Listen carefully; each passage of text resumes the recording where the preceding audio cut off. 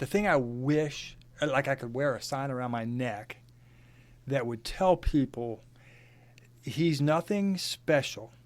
He's just an ordinary guy who made extraordinary decisions. Welcome to the Four Fires Podcast, where we talk about winning in all four of the essential areas of life.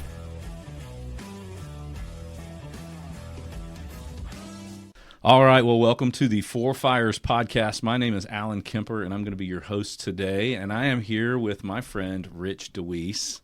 Rich, glad to have you here. I'm so glad to be here. I'm looking forward to it. Yeah. So today we are going to dig into the physical fire, and Rich and I have been friends for a little while. He has come on board and is working with lead advisors as a Four Fires consultant.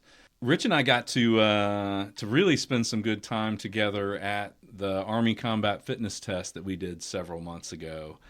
One of the things I love about the Army Combat Fitness Test is that it is an equalizer, right? So there's some events in there that benefit, people who do a lot of strength training. There's some events in there that benefit people who do some endurance training.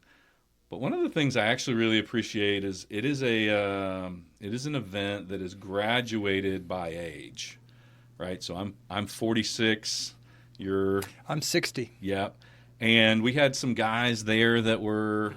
I mean, we had one of our guys brought his middle school son, right? But some of the other guys who were competing or participating in the event were in their early 20s, and so the scores are graduated based on age and gender. So I'm not competing with the 22-year-old, but it levels out our score in a way that helps us to be sure that we're combat effective, which I kind of like that. I just want to make sure that at whatever stage in life I'm at, I've done the work to be combat effective. So that's a big preamble to bring you into this conversation.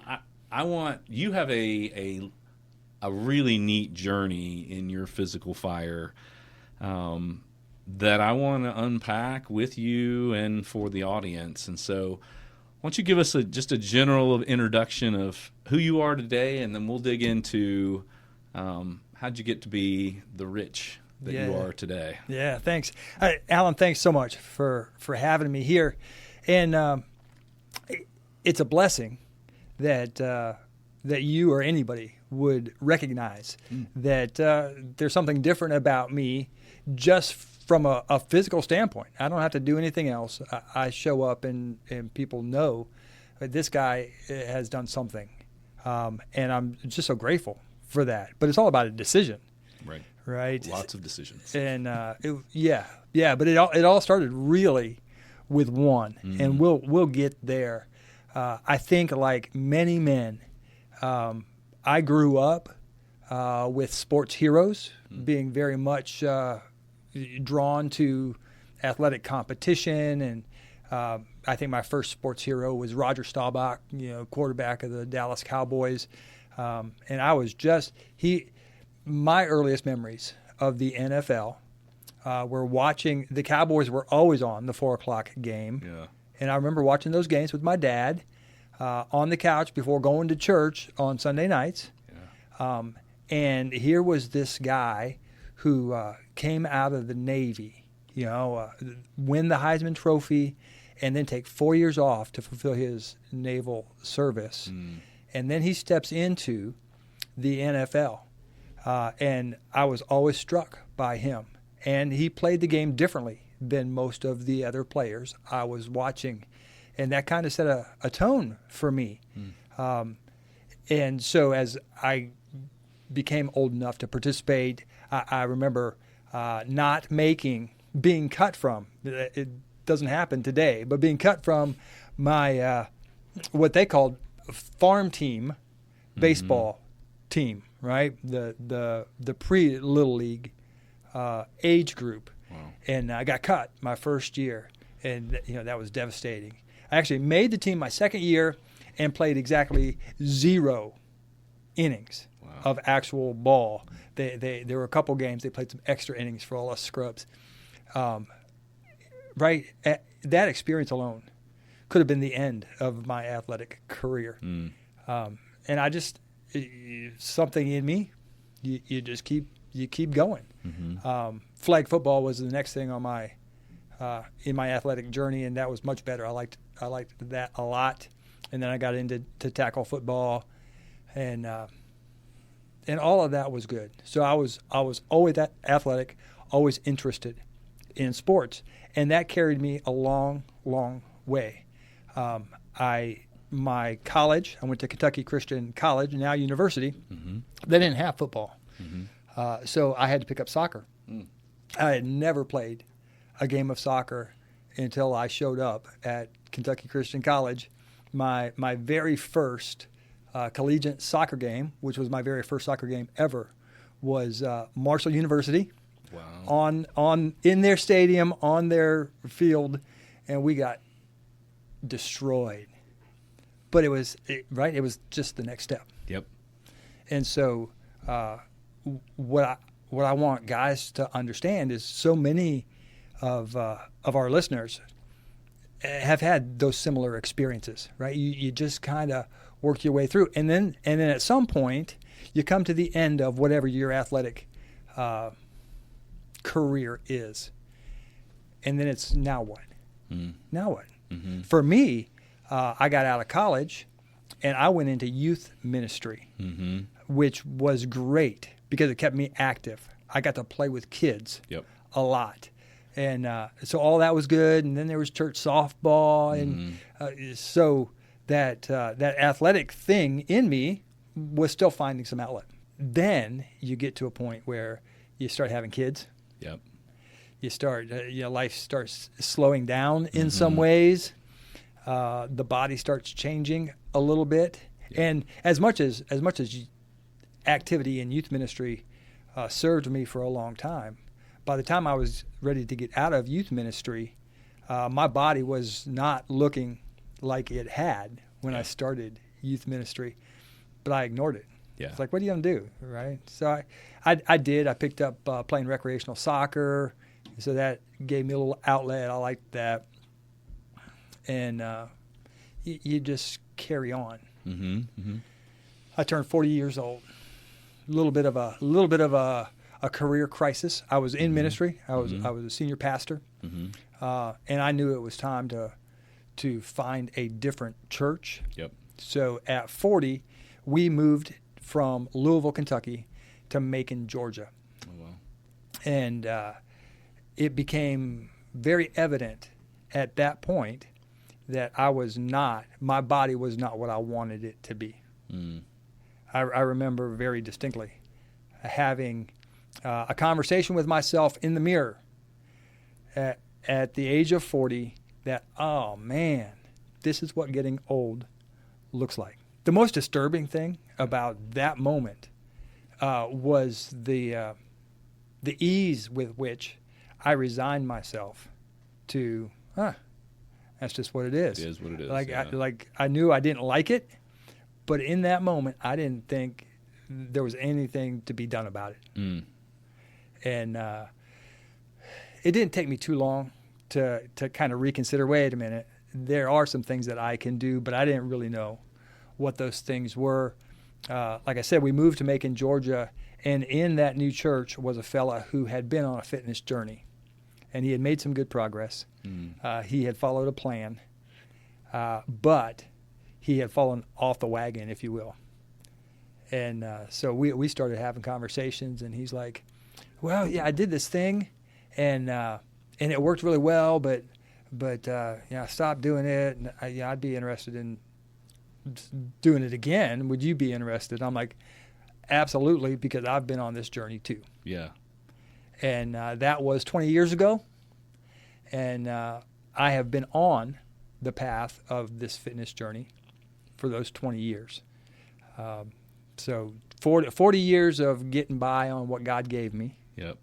And now it's been 20 years of putting forth effort to preserve what God gave me. Yeah. Yeah, it's interesting we talk about in the physical fire that there is a natural progression, and that we start in our 20s and you don't have to do a whole lot of work to be in pretty decent shape in your 20s, and even you can carry that over into your 30s. But about the time you get to your 40s, the nose of that plane is heading down.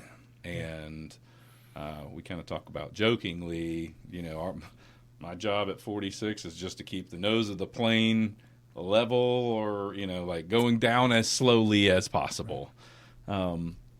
Which a little bit, even that is a resignment. I probably need to do a little bit of check on that and say, hey, because I do know some men in their 50s and 60s and 70s who are doing it well, and you don't have to be resigned and to just accepting what life hands you. Right. For me, it's been interesting. I have a son who is 29 years old.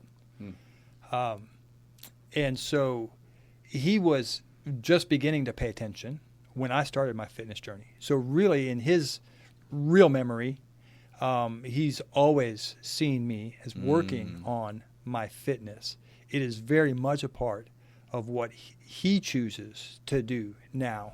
And I think about where he's going to be when he's 40, how much further ahead he's going to be from where I was, and the advantage that he has, in part because I set a good example for him. Wherever you are in your life and on your journey, it's bottom line, it's never too late to start, because you can make a difference in your fitness, in your health, and in the example that you're setting for other people, wherever you are. Yeah, most lessons are caught, not taught. I had somebody tell me one time that the greatest predictor of the man that your son will be at 35 is you at 35. Right. And if you look at that guy and you don't like what you see and you wouldn't want it for your son, then you have to do the hard work to make yourself into a guy that you would be proud for your son to be. For me, I didn't have the framework of the 4 fires as I'm walking through this. I did have, an incredible relationship with and commitment to trying to honor God with my life. And my body was a part of that, as non-proactive as I might have been. I always knew it was a part of that. But now looking back from the 4 fires framework, I made a decision to put logs on my physical fire. Yeah. And to be honest, I think men need to hear this too. Part of it was I wanted to honor God with my body. Part of it was I wanted to be able to do what was in front of me to do, whatever that was. I did have a perspective. When I started this journey, my son was in middle school, and I wanted to be able to do stuff with him. That paid off because he chose to wrestle. Opened up a door for me to end up coaching with his wrestling teams. Cool. As a 48-year-old man, I went out to Iowa and competed in national, what they called veterans wrestling tournament. That's just crazy, right? It's a memory that I'll just never forget. Yeah. That I made a decision that allowed me an opportunity that so few people. Well, as a matter of fact, in my age group, in my weight class, there were 3 of us that had made that decision, right? That you start talking about small percentages of people, and that's just fantastic to me. And so I started making those decisions. I didn't have the framework to understand I was putting logs on that fire, but that was the reality, and they were simple decisions. I looked in the mirror. I didn't like the belly that was ever increasing, and that's it was an aesthetic thing. It was my ego as much as anything saying, I don't like the way this looks. I'm going to change it. There's nothing wrong. There is nothing wrong with wanting to look a certain way and taking the steps to achieve that. Mm-hmm. And it, very much a piece of my journey was accepting that. Mm-hmm. It's okay that I want to look good. It's okay that I want to look good for my wife. Mm-hmm. All of those pieces all come together. And the physical fire is the place that all of that changes. It's just decisions. So it sounds like at 40, you kind of had, so we talk about awareness, ownership, and discipline. Yeah. Sounds like at 40, you had this awareness moment, like, mm-hmm. where I'm at now, I don't like, that you owned it. Like it was like, hey, I got here because of some choices I made in the past, and the way that I'm going to get out of here is by some choices I'm about to make in the future. Yeah. And then there was the application of discipline. So you kind of alluded to this, when you got to Macon, you found somebody else who was doing something. What did that discipline season look like for you that has kind of carried over the last 20 years? Yeah, it really has been up and down, right? 20 years is a long time. And to give anybody the impression that every day was just fantastic would not be accurate. Always up and to the right, Rich? Always. But I like this definition of consistency. Mm-hmm. More often than not, over those 20 years, I was choosing to place logs on my physical fire. As I look back, I am just so grateful. I'm grateful for a big decision that I am not going to accept what getting old looks like. Mm-hmm. And then I'm grateful for a lot of smaller decisions and daily decisions that I'm going to show up and I'm going to do what it takes to be different. So part of that, it's so easy. We could spend a long time talking about workouts and exercises and all of that stuff, and maybe we will, and that would be fine. The reality is that, as they say, you can't outwork a bad diet. Mm-hmm.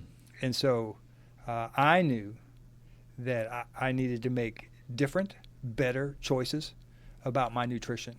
I would not say that I'm any kind of expert in that, but thankfully, that friend, the program that he had used successfully, right, which is really all I needed. All I needed was some information and a little confidence in that information, which he provided. He also provided a little accountability because we would show up every morning at 5 a.m. when the gym opened. We were there to work the program. And back in that day, it was a program called Body for Life, and it had a nutrition component to it. It was an alternating day. Monday was upper body, Tuesday was cardio, Wednesday was lower body, Thursday was cardio, and you just continued that thing. You took Sunday off, and it was a cheat day. But the nutrition was super simple. It was a portion of protein, a portion of lean protein, and a portion of complex carbohydrate. Super simple. And then, they gave you a list of foods.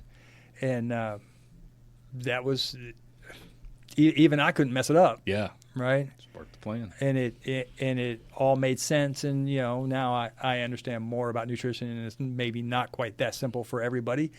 But really, getting started, it's that simple for everybody. You can get 90% of the way to good with some really basic habits.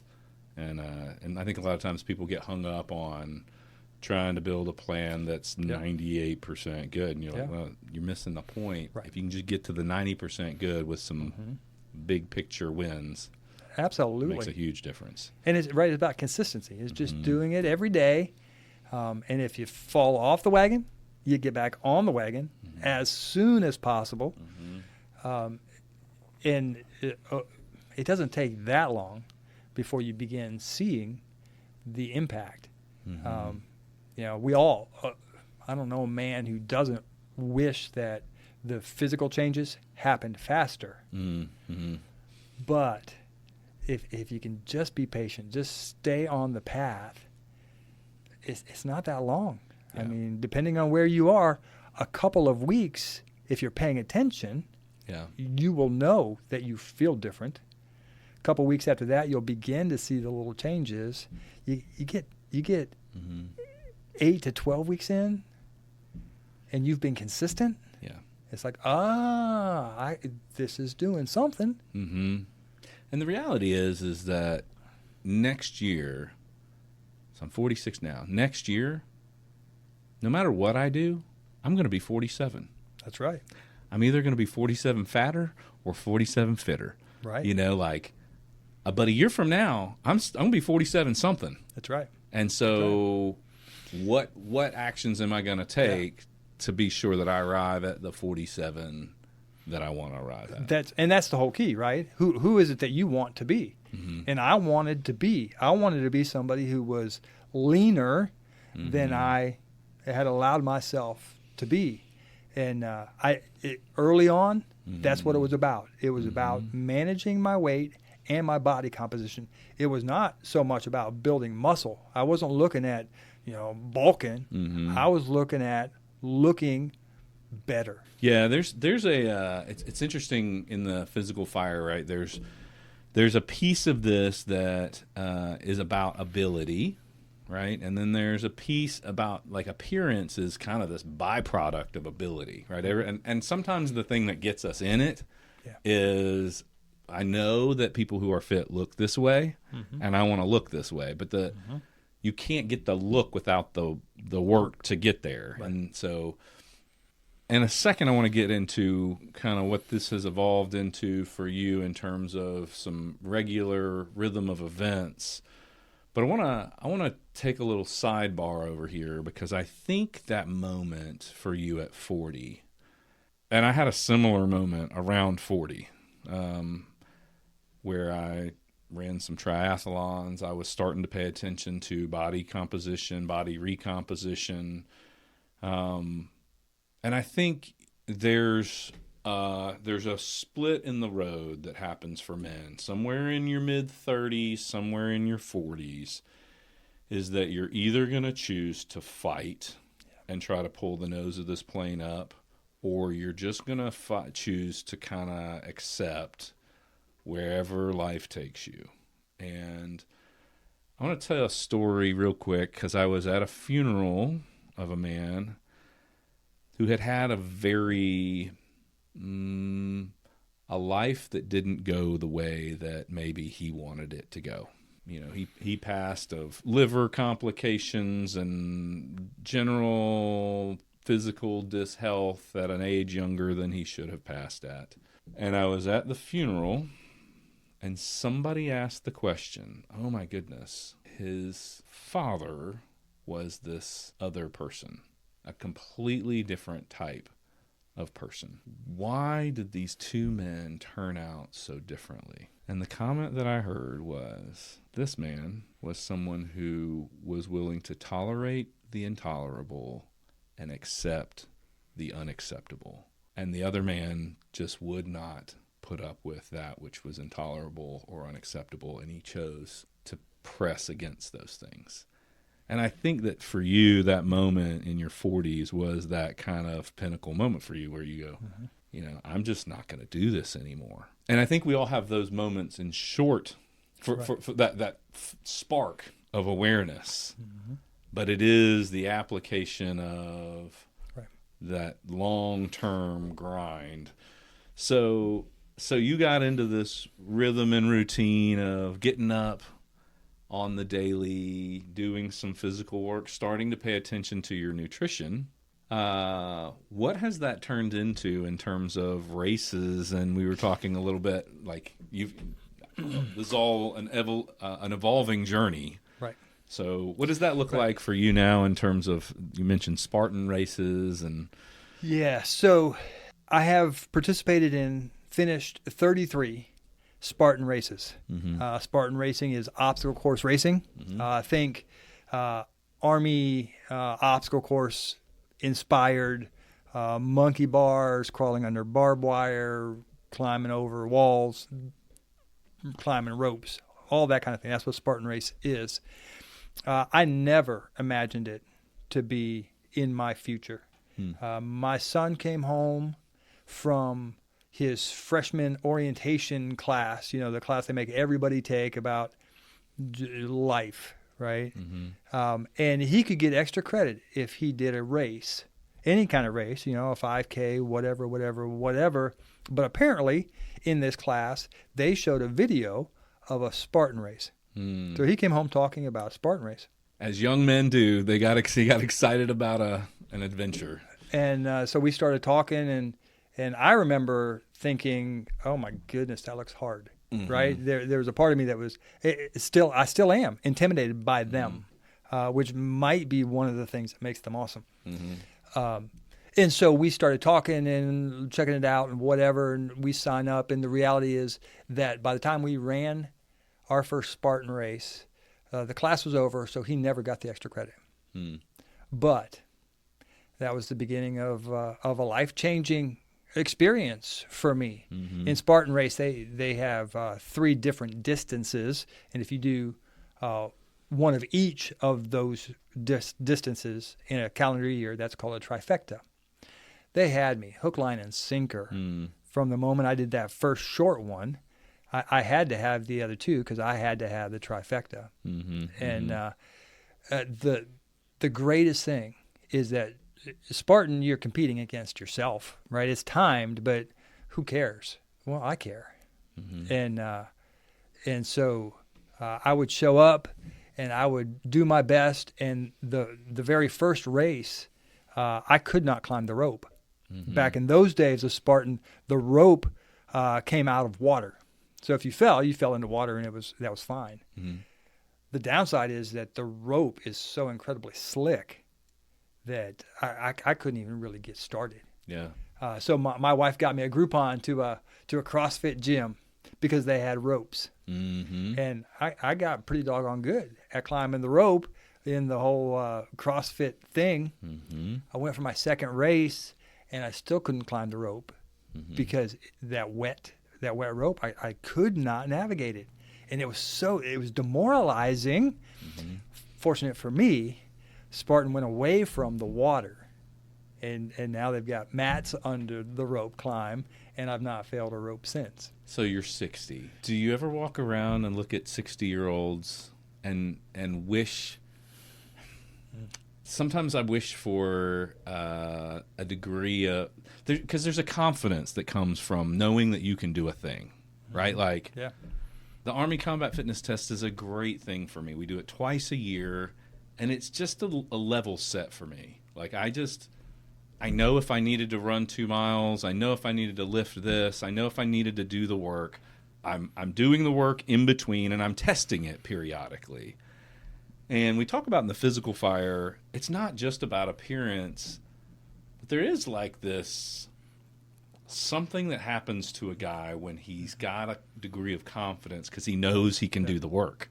And we live in such a society that is so devoid of any kind of real physical labor. Like, I don't have to work to eat, or not physical work. Talk a little bit about what do you think makes you, how does this focus in your physical fire make you different than some of your peers at 60? Yeah, I think all the time about how I compare to my peers. And I, for the most part, am pleased with how I compare to my peers physically. And I know that it all goes back to just decisions that I've made and decisions I've continued to make day after day. The consistency piece is huge. And again, I like the definition of consistency being more often than not. I can be very militaristic about my commitments. And I tend to still be that way with the fact that I am going to, at the very least, get my run in every day. If I'm in a situation where I can't get to the gym, okay. If I can get to a gym, I'm going to be in the gym. I'm going to hit my run. So that is is very ingrained in me at this point, and yet every morning is a choice that I make. I went through a season of being very militaristic with my nutrition, right? It with really good results physically, but mentally, that was less sustainable for me. So I had to find balance to that. So right, I walk around, and yes, I compare myself to others that I see. I compare myself to others in the gym, not just those that I think are my age or older. Everybody, right? That's one of the issues about the combat fitness test is the fact that I'm grateful that it's graded by age, and at the same time, I feel like I'm cheating because I don't want to just be good for a 60-year-old. I want to be good for a man. The thing I wish, like I could wear a sign around my neck that would tell people he's nothing special. He's just an ordinary guy who made extraordinary decisions. Because that's the only difference between me and so many other people that I see, is that I've made different decisions for good reasons.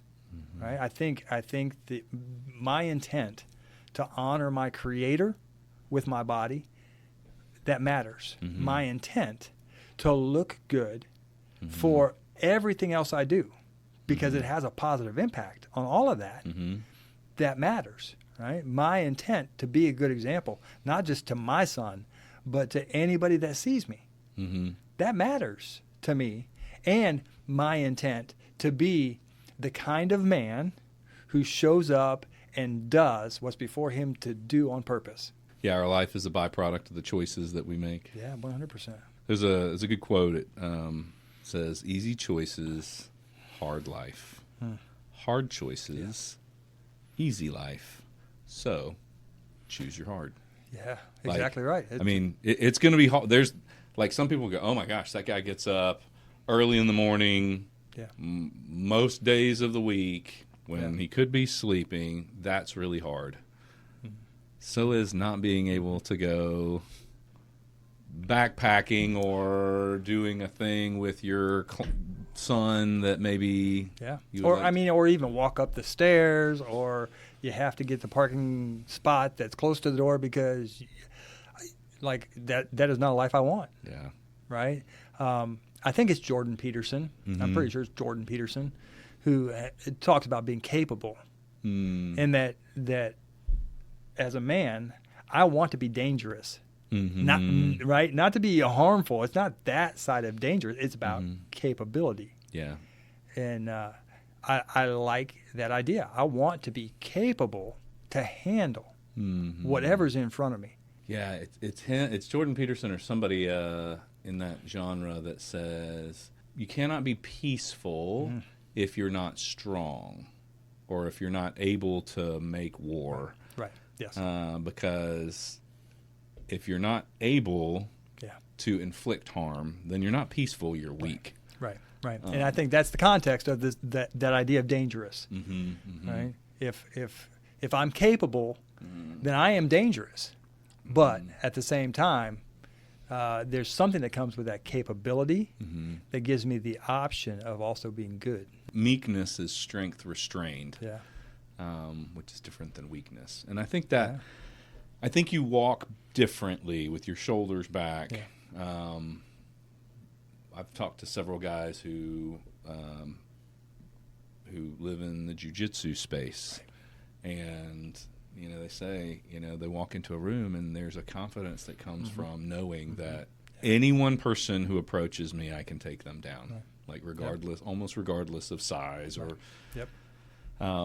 Not that that's the intent, but there is something that lives in us when we know whether we're strong or we know whether we're weak, and that leaks out into our conversations and our relationships. Yeah, jiu-jitsu is such a good example of that idea of capability. I'm a big fan of Jocko Willink, and he's a big proponent of jiu-jitsu. Yep. Right? And that idea that when you know that you can be a bully, right? Mm-hmm. Back to capability and dangerous, right? Mm-hmm. Suddenly you don't need to be. Yeah, and I think, for our young men, John Eldredge talks about the idea of, if you haven't read Wild at Heart, got to read Wild It's fantastic, at Heart. right? And he kind of addresses that for how we raise boys. Yeah. Is the idea of don't teach your boys to be weak. Right. Don't, it is teach them to have strength restrained. Right. So important in our society that men pick up the torch of masculinity for their sons. Femininity cannot bestow masculinity. And Can't. the only person who is going to teach your son to be a man is another man. Right. I'd like it at least in part, to be me. Yeah. I'd like to Yeah. point him towards some other guys as well. But so you've been on this journey for 20 years of being very, there's awareness, there's some ownership, 20 years of discipline. What do you think is next for you? Is there another chapter? Are there different activities that you feel like you'll start to get into? What do you want 60 to 80 to look like? Yeah. I had this conversation with a group of guys, I don't know, here in the last couple of weeks. It's kind of about that idea of 20 years, right? Mm-hmm. And everybody else in this group younger, right? Mm-hmm. So they can kind of look at me and say, oh, well, there's what 20 years looks like. For me, what I want, and I don't know if it's possible, just physically, Mm-hmm. right? Things happen. Yep. But as far as I can control, I want 80-year-old Rich to look very much like 60-year-old Rich. Mm-hmm. And I don't think that's unreasonable. I'm constantly questioning the older gentlemen I see at the gym, Mm-hmm. if what they're doing and how they're doing it Mm-hmm. is just a byproduct of age, Yeah. or if it's something else. Can I choose Mm-hmm. to do better or more or different than they have? And I believe at this point that as long as I continue to be wise in how I do it, that there's no reason that I shouldn't be able to continue to do the basic movements and things that I'm doing now, Mm-hmm. right? And I'm looking forward to seeing how that plays out. So more than anything, it's not about, for me, adding new things. It's about consistently maintaining my activity level and paying attention to the progression, right? Is it silly to think that I should be progressing at 60 years old? I don't think so. Maybe some of those numbers Mm-hmm. that I was able to hit at 45, they might be beyond me Mm-hmm. at 60, certainly at 80. Mm-hmm. But I don't know that movement and a reasonably close number Mm-hmm. is beyond my reach if I continue to strive for it. Yeah. Yeah, I mean, if you think, I can climb, if I got on the stair climber and I can climb 50 flights of stairs in X number of minutes, and if every month I just was sure that I could climb that number of stairs in that number of minutes, well, in 10 years, if you did a check on that every month, Yeah. There's no over the reason. course of the next 10 years, and you just forced yourself to do that level of work every month, Right. what would that look like if Right. 10 years from now you could still do the same number of stairs in the same amount of time? Yeah. Yeah. So where I am, to get more into the weeds, numbers still matter to me, Mm-hmm. specifically in moving weight. And my numbers aren't impressive. I don't think, for maybe the average gym-going male, but they're probably not bad for the average gym-going 60-year-old. And I talk to guys much younger than me who are like, oh, I've given up bench press. It's bad for your shoulders, whatever. And I can't disagree with them. But for me, the idea of going away from this movement that I like and gives me a baseline of strength, it's immeasurable for me. Yep. I'm going to continue to do it. For sure. Right? The same thing with deadlifts. And, people want to talk about safety or whatever. I get it, right? There needs to be wisdom applied.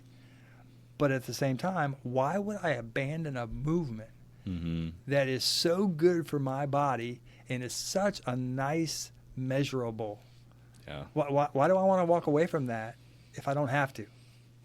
So I'm all about maintaining some of those numbers, continuing to test myself in those things, as well as, so every day I'm weight training that I can get to a gym. But every day I'm also running. So I have run 3 miles virtually every day for the last 5 years, 4.5 years. I took a about a 2-month break from doing it every day. 6 months ago. But now I'm back to every day. Yeah. Right. And a lot of people, I think that that's like just too much. My knees don't hurt. There are no red flags telling me, hey, you need to stop doing this. Yeah. Listen to your body. But, well, there's the listen to your body, but then there's also the push through what your body tells you sometimes. You and I have kicked around this idea. There are so many people who seem to be wrestling with, how do I pull the nutrition lever? How do I find that consistency and that motivation to get in the gym day after day, get into a routine? And one of the things that you and I are going to be talking about, and we're going to be working with a nutritionist on, is this idea of, let's create a jump start program. Let's create something that's doable for people in their home. If the gym is scary, if counting calories is foreign, that is so simple. That is kind of this launch program. If you need a physical reset, one of the things we want to be able to offer and put into the tribe is, hey, kind of like what you found in Macon. Hey, let's do a program. And maybe I can find a guy in the tribe who's willing to do a program with me. And as long as we plan the work and then we commit to work the plan, and we can do that in community, I think that there's an opportunity for us to see people grow a lot. Any words of wisdom or encouragement as people start to consider leaning into that kind of journey? Yeah, there is really no excuse, right? If you have a doctor's excuse, right, some physical reason that you can't do certain things, fine. I would be hard-pressed to accept that if the doctor were telling it to me. But beyond that, there's no excuse to doing something, to just getting started. And I hope that my story breaks down the barrier, right? Because I'm an ordinary guy, a nobody in terms of, hey, he had all of the advantages of being fit at 60. I didn't have any of those things. I just chose. I made a decision. And so many people in the tribe are people who have got some parts of their life really figured out, right? That professional fire might be just blazing, but the result is that you're stressed and you spend all day sitting at your desk or in your car and you're eating like crap. And so your body is not where it should be. And if you could ever get your body in a little better shape, your professional fire would be that much better. Yep. Not to mention your people fire and your purpose fire being impacted positively. So there's no excuse, number one, right? For me, it's as simple. I understand intimidation. I mentioned it with Spartan racing. I was so intimidated, and there's a part of me at every start line that is still intimidated. Can I do this? You never know until you start. I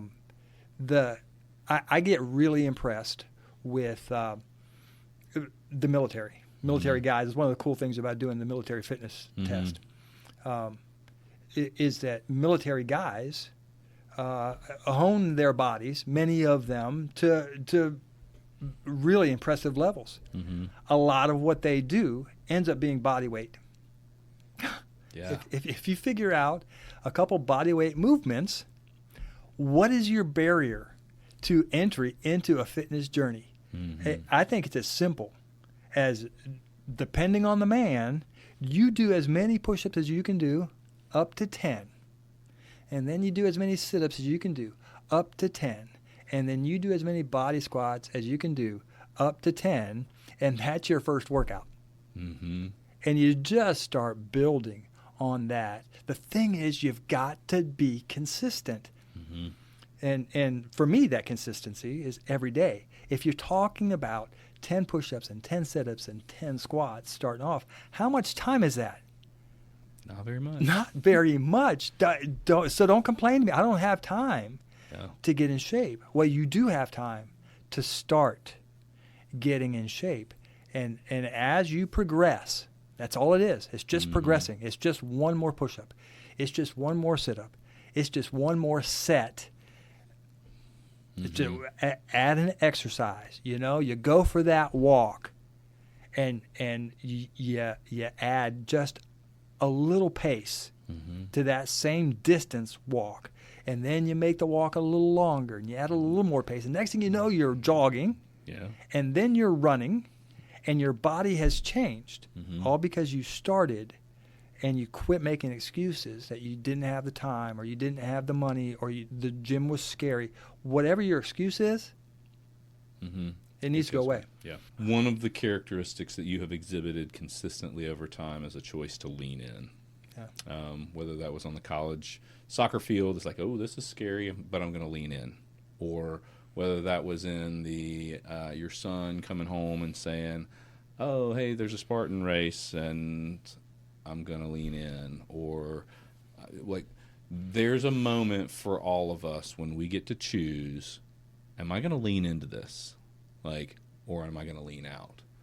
And so I think capturing those lean in moments, and then it's the consistent work over time.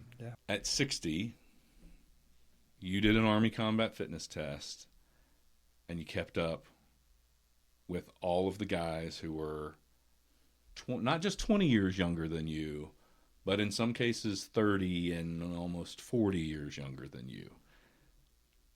And to have gotten there is because you made some choices, some uncommon choices, over an extended period of time. And Lord willing, whether you're 20 now, or you're 40 now, or you're 50 now, Lord willing, we're going to be some version of 60. And then hopefully some version of 80. And who we get to be at that point has a lot to do with the choices that we make.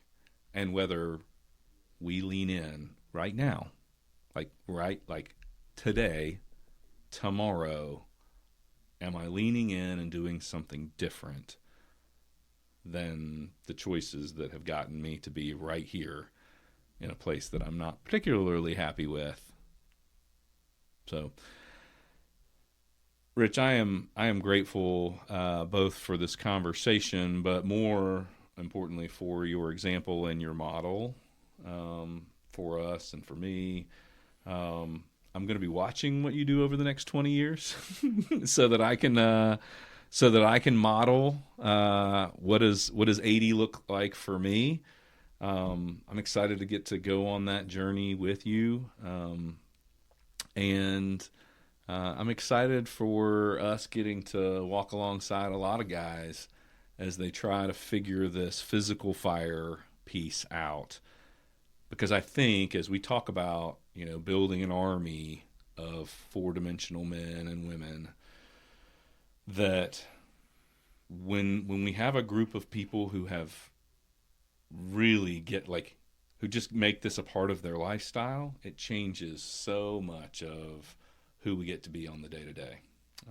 It changes how we parent. It changes how we husband and wife, and it changes how we work. So I really appreciate you. I appreciate your leadership in this space, and I am committing that you and I are going to come up with something for the tribe that will be an accessible, but you'll have to lean in kind of program that'll be a jump start if that's what you're looking for. So, Rich, thanks for being here. As always, to the Four Fires tribe, lean in and live intentionally.